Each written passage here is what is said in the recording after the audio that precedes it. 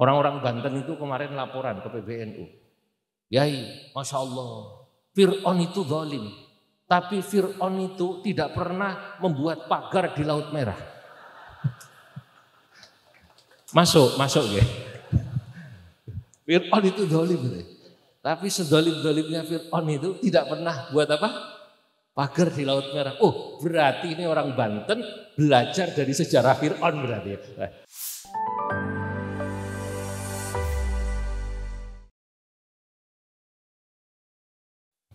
Hadirin yang dimuliakan Allah,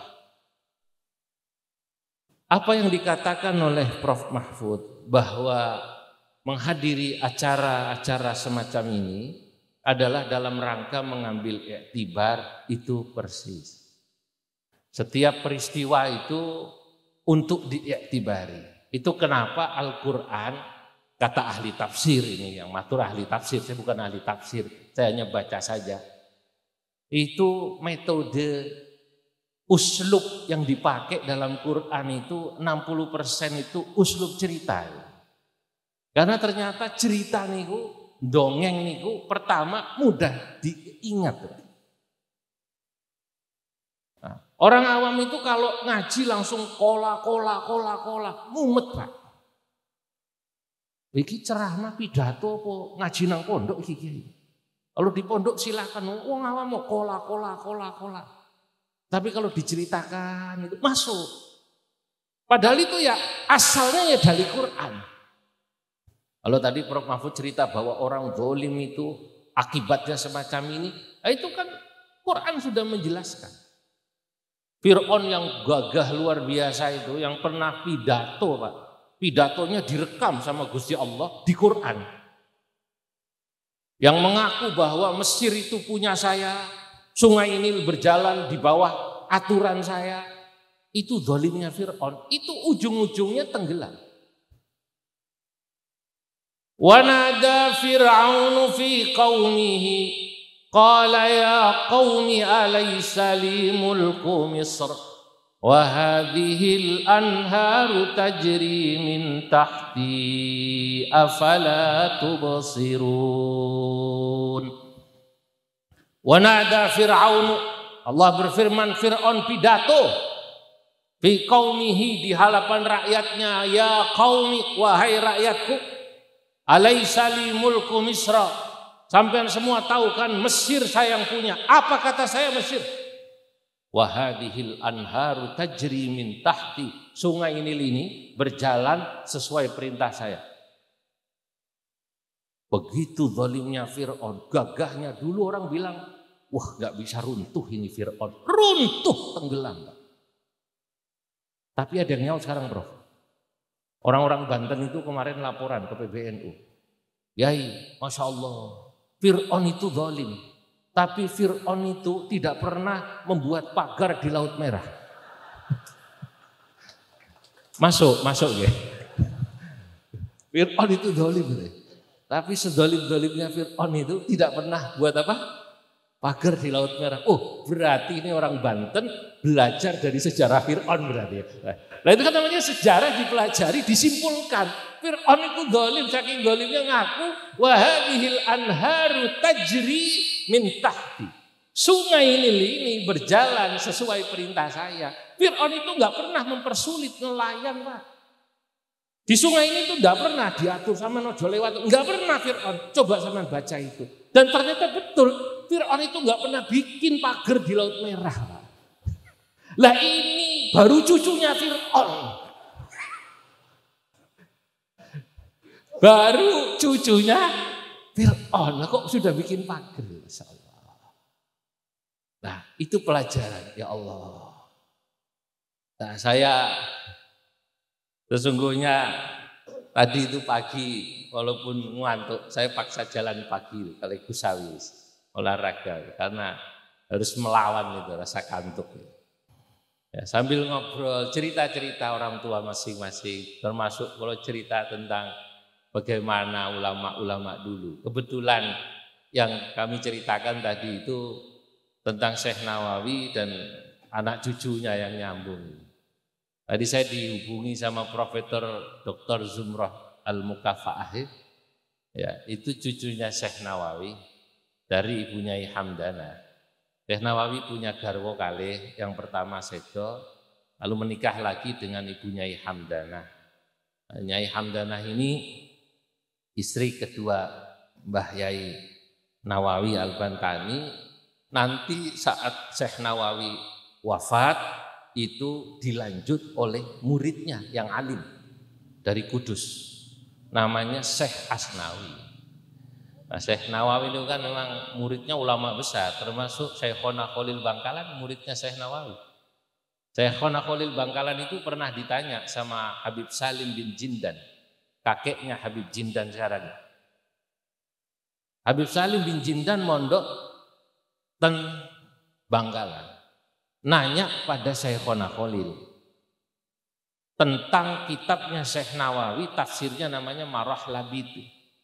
Kok ada kitab namanya Marah Labid tafsir? Marah Labid itu kalau diterjemahkan kan tempat istirahatnya musafir. Kalau perjalanan, ontanya ditaruh, kudanya ditaruh, musafirnya duduk nyantai istirahat.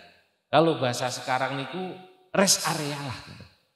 Loh, kitab kok namanya judulnya rest area itu loh. Lah Habib Salim bin Jindan tanya pada Syekhona Khalil Bangkalan, ya Syekhna, Syekh Nawawi ma'a fasahatihi wa balaghatihi faqad samma kitabahu bismin gharib, yani Marah Labid. Wahai Syekhana Khalil, saya muskil katanya. Syekh Nawawi itu alim, dzu fasahatin wa balaghatin, bahasa Arabnya top, balaghahnya top. Lah kok ngasih nama kitab kok Marah Labid itu? Kalau Hidayatul Quran itu nyambung lah. Karena Gus Awis pondoknya namanya Hidayatul Quran, ternyata baru tahu saya. Nyambung. Ya. Ini Marah Labid. Oh, Syekhona Khalil menjawab, ana alladhi as'alu Syekhil Arifil Wali.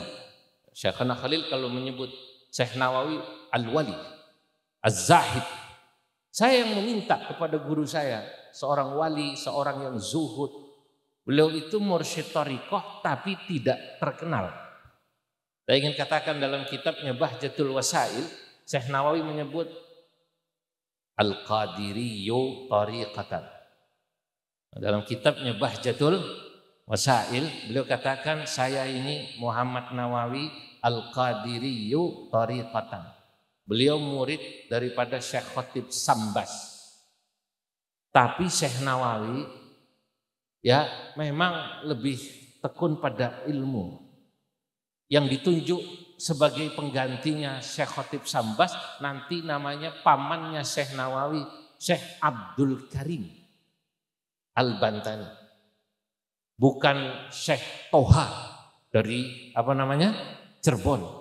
Bukan Syekhona Khalil. Padahal Syekhona Khalil sama-sama ngambil sanad thariqah daripada Syekh Khatib Sambas. Nah, beliau itu ahli thariqah, makanya Syekhona Khalil menyebut guru saya Al-Wali Az-Zahid. Sifat-sifatnya betul-betul sifat-sifat sufi. Senok hugronya.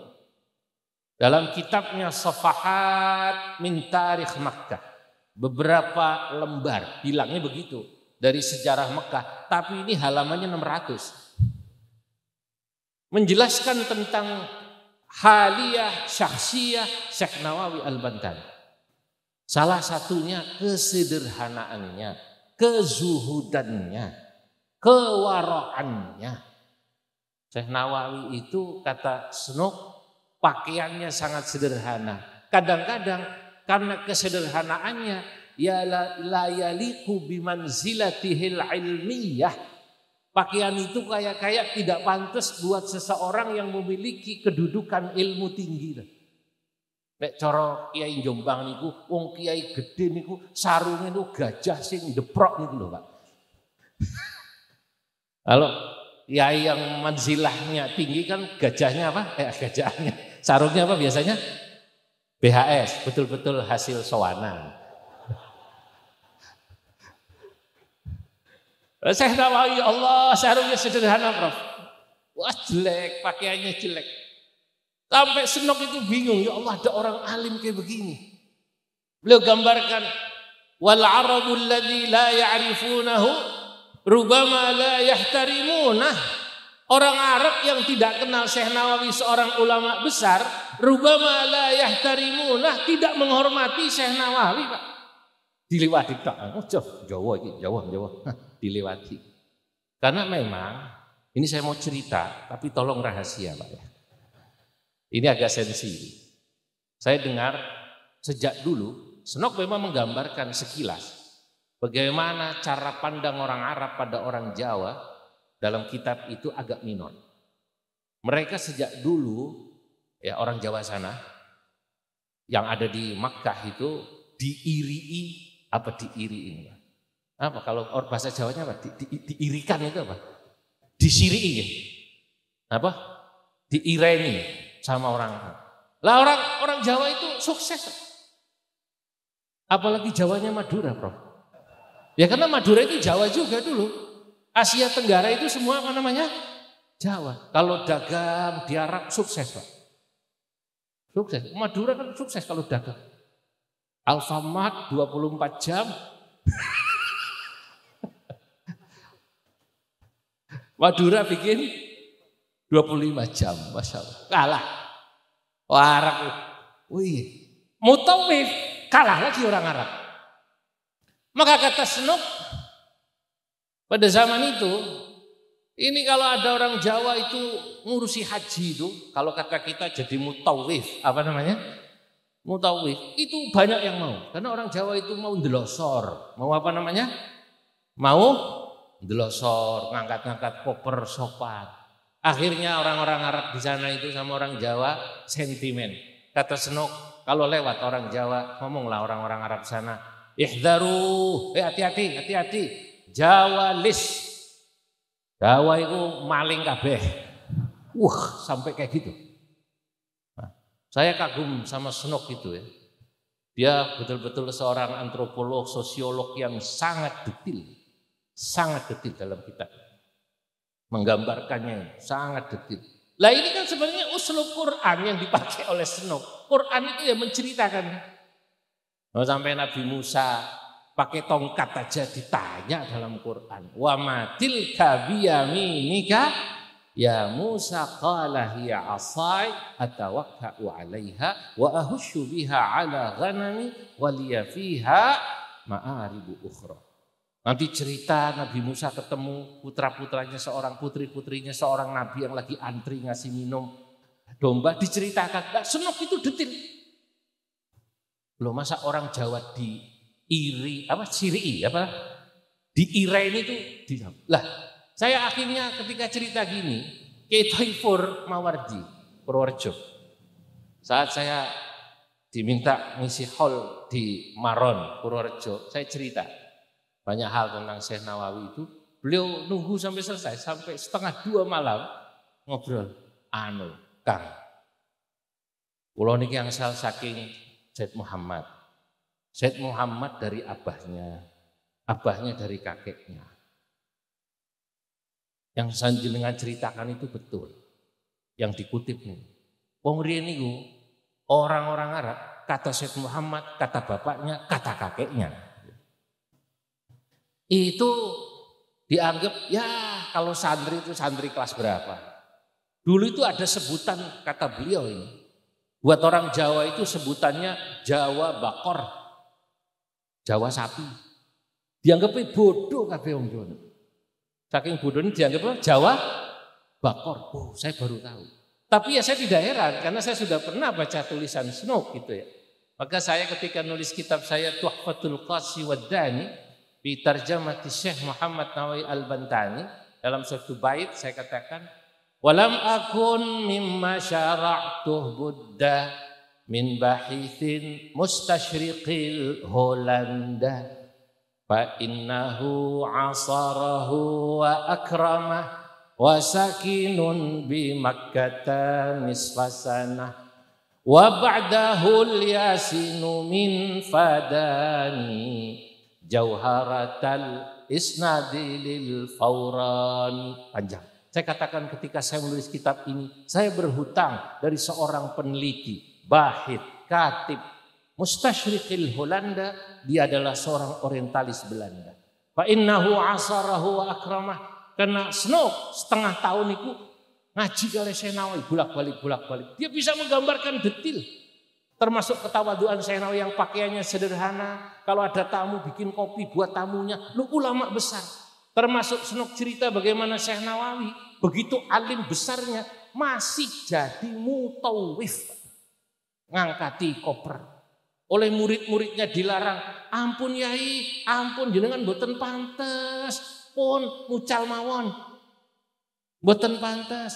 Loh kenapa? Kata Syekh Nawawi, saya enggak boleh jadi mutawif. Kiai ini kumpul mucal mawon, nanti insya Allah santrinya yang mikiri. Kalau datang bawa BHS, betul-betul bawa hasil sawanan, nanti ada yang ngasih ini itu. Lah iki sing aku ora gelem, kata Syekh Nawawi. Langsung dijawab, ini yang saya tidak mau. Ini yang saya tidak mau. Kalau kamu menganggap saya ngajar itu lalu mengharap dikasih oleh santri-santri saya. Allahu Akbar. Itu jawaban Syekh Nawawi. Makanya Syekh Nawawi ngangkuti koper. Wah, jadi kalau jenengan punya travel umroh ada dalilnya. Syekh Nawawi. Di alumni Timur Tengah yang buka travel umroh ada dalilnya. Siapa namanya? Syekh Nawawi. Ya, kalau kita baca sejarah itu bisa buat dalil kok. Termasuk ada santri kok jadi PNS nih. Kayak Prof. Sofiullah itu kan santri. Jadi PNS, dosen. Atau panjenengan lah dulu kan PNS juga awalnya. Siapa-siapa yang PNS itu santri, itu ada dalilnya. Siapa? Imam Syafi'i. Imam Syafi'i pernah jadi PNS ASN di Yaman beberapa tahun. Sama wali Yaman, wali kota Yaman. Jadi kalau santri jadi PNS ada dalilnya. Siapa namanya? Imam Syafi'i. Cuman bedanya kemudian Imam Syafi'i berhenti jadi PNS. Terus apa tidak lah wallahu a'lam, saya nggak tahu. Nah,